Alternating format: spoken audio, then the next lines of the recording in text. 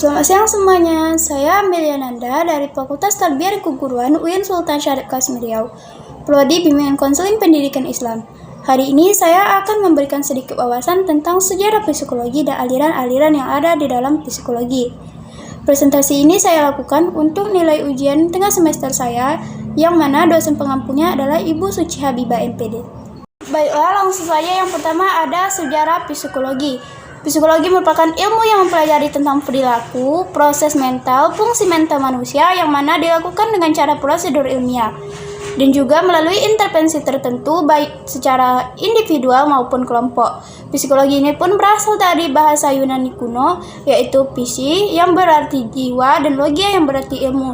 Jadi ilmu psikologi merupakan ilmu yang mempelajari tentang kejiwaan atau ilmu jiwa. Setelah itu, berbagai macam ilmu lainnya memberi pengaruh terhadap pertumbuhan psikologi, antara lain ilmu biologi, ilmu alam, dan ilmu kimia. Hal ini terjadi karena para ahli dari ilmu tersebut juga mulai memperhatikan gejala-gejala psikologi. Nyatanya di sini, meskipun pada saat ini psikologi tidak memiliki hubungan dengan ilmu-ilmu tadi, tetapi dahulu ilmu-ilmu tersebut ikut memberikan sumbangan bagi lahirnya psikologi sebagai ilmu yang berdiri sendiri. Selanjutnya ada aliran-aliran dalam psikologi. Psikologi merupakan ilmu yang masih sangat muda, yang mana ilmu ini berdiri sejak tahun 1879, yang mana pada sistematika dan metode-metodenya secara sendiri-sendiri Wilhelm Wundt yang saling berbeda satu sama lain. Dengan timbul apa yang disebut dengan aliran-aliran psikologi. Gejala-gejala kejiwaan sudah banyak menarik artinya dalam membina semangat para ahli-ahli filsafat, di antaranya Socrates, Plato, yang mana mereka saling pada zaman dahulu terhadap aliran-aliran lawannya. Mengungkapkan pikiran-pikiran mereka mengenai gejala-gejala aliran strukturalisme. Aliran ini diajukan pertama kali oleh Wilhelm Wundt pada tahun 1832 dari laboratoriumnya di Leipzig, Jerman. Pada saat itu, Wundt sangat mengutamakan penyelidikan tentang struktur kejiwaan manusia, dan ia mendapati bahwa jiwa manusia itu terdiri dari berbagai elemen, seperti elemen penginderaan, perasaan, ingatan, dan sebagainya. Masing-masing elemen itu pun dikaitkan satu dengan lainnya oleh asosiasi. Oleh karena itu, elemen dari Wundt ini dinamakan elementisme, strukturalisme, dan juga asosiasionisme. Lalu, aliran yang kedua adalah aliran fungsionalisme. Aliran ini sangat menentang aliran yang pertama dari Amerika. Aliran ini pertama kali dipelopori oleh Wilhelm James pada tahun 1842. Ia tidak setuju dengan penyelidikan yang terlalu mendalam tentang struktur dan elemen jiwa. Mereka lebih suka mempelajari fungsi dan kegunaan jiwa. Jadi, aliran mereka disebut aliran fungsionalisme. Dengan cara pandang khas Amerika Serikat yang serba pragmatisme, fungsionalisme mendapatkan bahwa fungsi jiwa manusia adalah alat manusia untuk menyesuaikan diri terhadap lingkungan. Sehingga psikologi terapan lebih cepat dan lebih banyak berkembang di Amerika Serikat. Dan yang ketiga adalah aliran behaviorisme. Aliran ini khususnya terdapat di Amerika Serikat. Aliran ini pertama kali ditemukan oleh John B. Wilson pada tahun 1878. Ia menentang pendapat umum yang digunakan pada saat itu, yang mana di dalam eksperimen-eksperimen psikologi diperlukan introspeksi. Wilson di pihak lain memperkenalkan psikologi yang sama sekali tidak menggunakan introspeksi. Menurutnya, proses-proses kesadaran tidak perlu diselidiki, karena yang penting adalah proses adaptasi, gerakan otot-otot, dan aktivitas kelenjar. Ia berharap dengan teorinya ini dapat dicapai objektivitas yang lebih sempurna. Oleh karena itu, ia lebih mementingkan perilaku terbuka yang langsung dapat diamati dan diukur daripada perilaku tertutup yang hanya dapat diketahui secara tidak langsung. Emosi gembira atau emosi sedih menurut kaum behavioris adalah manifestasi dari adanya ketegangan, tarikan otot-otot, dan syaraf-syaraf tertentu. Aliran ini disebut pula sebagai psikologi SR atau stimulus respon. Karena menurut penganut-penganut aliran ini, perilaku selalu dimulai dengan adanya rangsangan atau stimulus dan diikuti oleh suatu reaksi atau respon terhadap rangsangan itu. Sebagaimana Pavlov yang mempercayai bahwa perilaku, bahkan kebudayaan, hanyalah rangkaian refleks terkondisi saja. Wilson pun yakin bahwa ia dapat melatih 10 anak untuk mempunyai sifat yang berbeda-beda, penakut, pemberani, pemalu, dan sebagainya, hanya dengan melatihnya melalui proses conditioning. Salah satu penganut Wilson yang sangat besar masukannya untuk perkembangan behaviorisme adalah B.F. Skinner. Nah, aliran berikutnya adalah aliran psikologi Gestalt. Kira-kira pada saat Amerika tumbuh aliran behaviorisme, di Jerman timbul pula aliran yang disebut psikologi Gestalt. Gestalt adalah sebuah kata Jerman yang sering diterjemahkan ke dalam bahasa Inggris sebagai form atau configuration atau bentuk. Aliran ini diumumkan pertama kali oleh Macquay-Deismer pada tahun 1912. Tokoh-tokoh lainnya dalam aliran ini ada Kurt Koepka dan Wolfgang Kohler. Mereka kemudian pindah ke Amerika karena mereka sering dikejar oleh Nazi karena mereka merupakan keturunan Yahudi. Teori yang mereka ajukan adalah dalam suatu pengamatan atau persepsi situasi, rangsangan yang ditangkap secara keseluruhan adalah rangsangan-rangsangan kecil yang ditangkap oleh alat-alat indera, melainkan merupakan suatu keseluruhan yang berarti dari detail-detail tadi.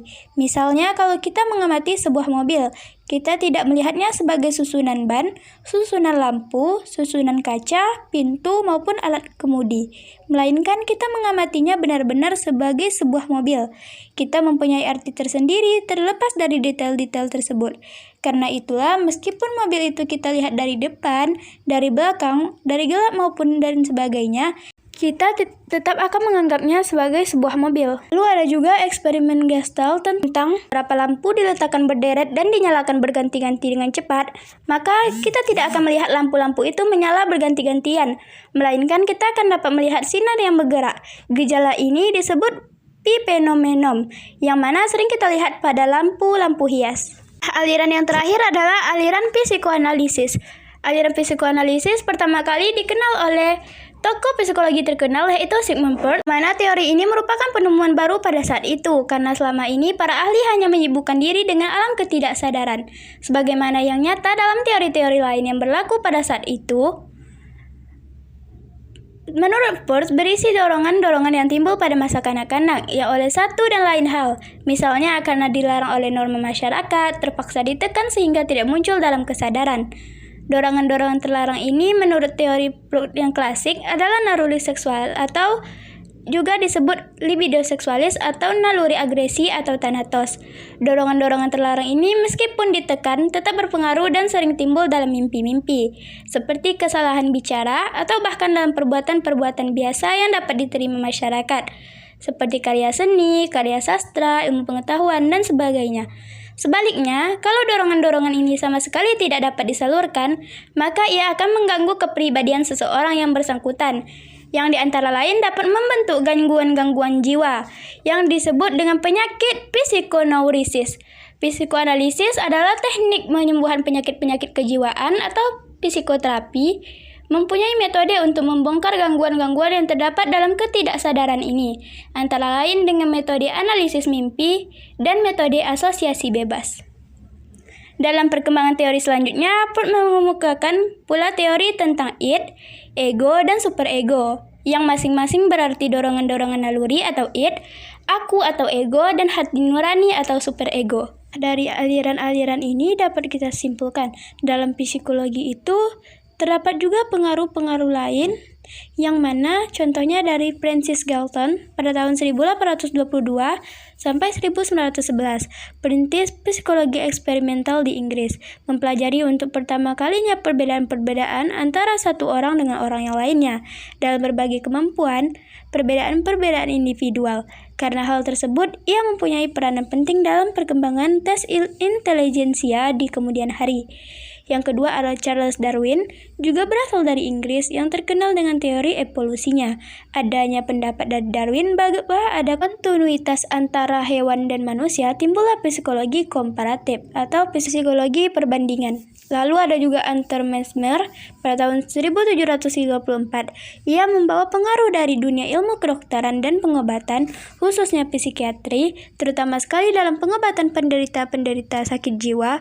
Ia memperkenalkan hipnotisme yang kemudian dikembangkan dan mempengaruhi timbulnya teori tentang alam ketidaksadaran Aliran yang menekankan pentingnya alam ketidaksadaran tersebut adalah dalam teori yang kita bahas tadi, yaitu psikoanalisis, yang dikemukakan pertama kali oleh Sigmund Freud pada tahun 1856 sampai 1939.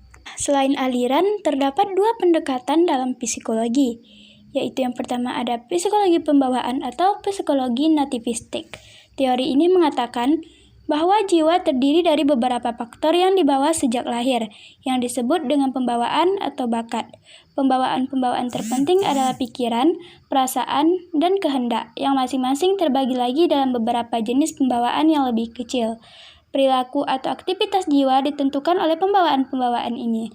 Tokoh terkenal dari aliran ini adalah Franz Joseph Gall pada tahun 1785 yang mencoba menemukan lokasi pembawaan itu di otak. Dengan teori ini, Gall menunjukkan suatu metode yang mengenal seseorang dengan memeriksa tengkorak kepalanya.